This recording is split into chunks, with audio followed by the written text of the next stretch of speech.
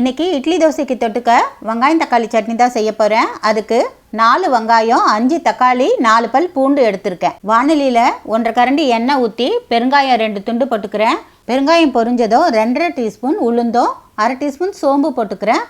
பொரிஞ்சதும் பூண்டு போட்டு வதக்கிட்டு 5 காஞ்ச மிளகா போட்டு வதக்கிட்டு கட் பண்ணி வச்சுருக்கேன் வெங்காயத்தை போட்டுக்கிறேன். உப்பு 1/2 டீஸ்பூன் போட்டுக்கிறேன்.